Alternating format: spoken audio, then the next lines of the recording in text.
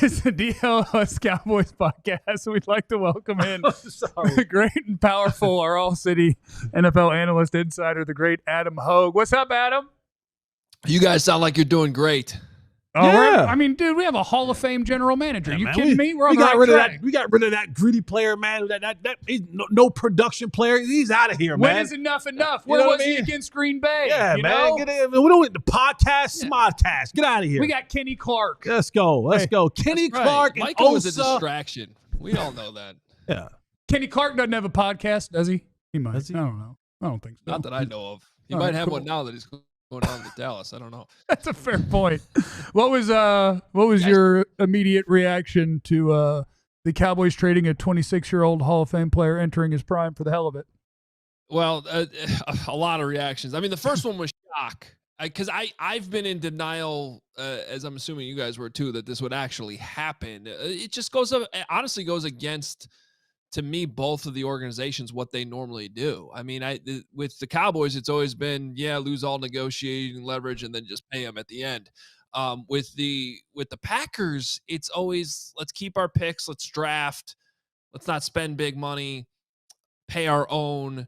They don't go out and make moves like this typically. So that's where I had my doubts even in the last 72 hours when you're sort of hearing these rumblings that it could come together between these two teams. I just didn't really expect it to happen. But then my mind went to the Khalil Mack trade from 2018. And I do think these trades are a little bit comparable. And, I'll just tell you a quick story. That came together on Labor Day weekend, same time frame, right before the season.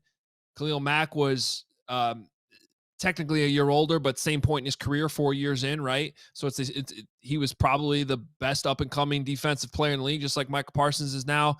And I don't know if you guys remember this, but the Bears opened up against the Green Bay Packers week 1, Sunday Night Football, so it was nationally televised. I was in the press box at Lambeau Field, and Khalil Mack went on to have what was probably the best defensive game I've ever witnessed with my own eyes in person in that opener. And John Gruden, who was the head coach of the Raiders at the time, just took a beating on social media all night long. This is the worst trade ever. How could you ever do this?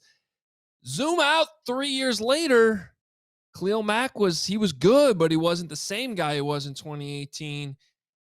The Bears, I don't know if they ever regretted the trade, but they didn't have those first-round picks for a couple of years. It definitely hurt them.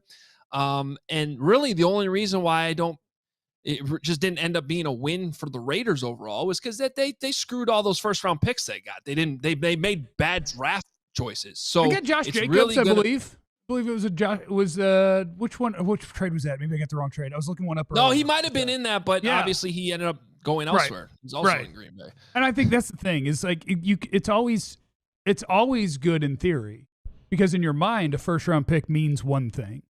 But I think once you go back and look at all these teams that trade the star player for the what we could get, the what you could get is never going to be what – like Green Bay knows what they're getting.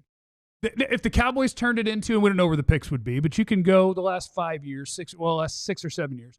You could draw up – if you told me I could get CeeDee Lamb and Tyler Smith, well, we crushed it with these two. But if you tell me I'm getting Mozzie Smith and Tyler Guyton – well, there's an F-. And I think that's just it's crazy as a team that I don't think is admitting that they, with Dak and CD and what they have, like they can't suck.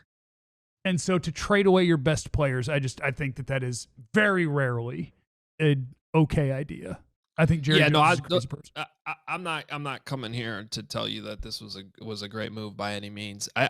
If I had to guess though, when we're looking back on this, and this is a very boring take for such an explosive trade, but I think 3 years from now, both teams are going to be looking at like, well, it probably wasn't the best move, but it also didn't kill us overall. Because, I mean, this is going to give you guys flexibility financially. I know you already you did have financial flexibility already, but this will help. Ideally, you hit on those first-round picks. Having 4 in 2 years is great.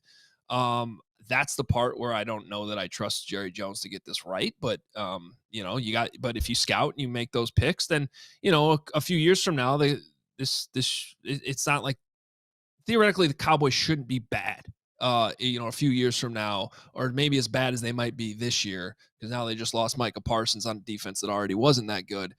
From the Packers side of this, I actually think this is more desperate than most people are making out to be. I don't know how many people know this. The Packers haven't drafted a single Pro Bowler in 5 years. Brian Gutekunst, Matt LaFleur, even though they've been, people I feel like just look at the Packers like, oh, they're always competitive. They're always in the playoffs.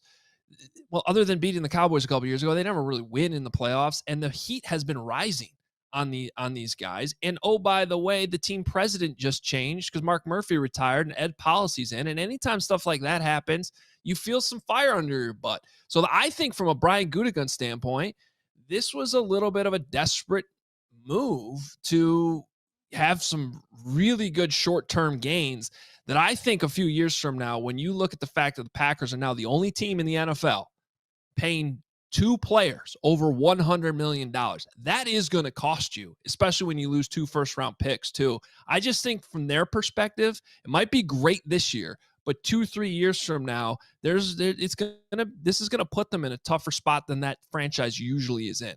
Oh, look at there, president, GM. They have a president and a GM having pressure on them to make moves. Yeah. Interesting. Yeah, it's interesting how that all works out. Held accountable if it didn't go well. It's absolutely amazing how that works. Adam, we're of course the name of this trade is Micah Parsons, right? He is the guy who is a 4-time Pro Bowler, 2-time All-Pro. But on the other end, the Cowboys got a defensive tackle in Kenny Clark. How does Kenny Clark fit in the grand scheme of what Matt Eberflus wants to do on defense? Yeah, so another one of my initial reactions to this was feeling a little bit of sympathy for Matt Eberflus, who we obviously know well here in Chicago, because when he got to Chicago a little over 3.5 years ago, the first move Ryan Poles made as GM was trade away Khalil Mack. Yeah. So he thought he had Khalil Mack. Now he gets back. Now he's down there back in Dallas. Okay, at least I got Micah Parsons. I lost my job and everything. Oh, no. Now he's gone as well. Now I will say this, though. Kenny Clark is a good player. I heard you guys talking about this earlier. Jeff, you're spot on. He was a little bit banged up. I think he's healthier now than he was last season, but we have seen him twice a year in this division, and he has just been a really good, solid player, especially against the run. But he's also one of those interior guys that opens up a lot of things for the edge rushers too, just because he can be so disruptive, collapse the pockets. So I think like this is you'd rather have Micah Parsons. I get it. But in terms of players to get back in this trade, I think Matt Eberflus is probably pretty happy about getting Kenny Clark because, even in Chicago the last few years, at times his defense was an absolute sieve in letting runs right up the middle. I mean, when Andrew Billings was healthy, he'd do his best to try to clog up 3 gaps at one time.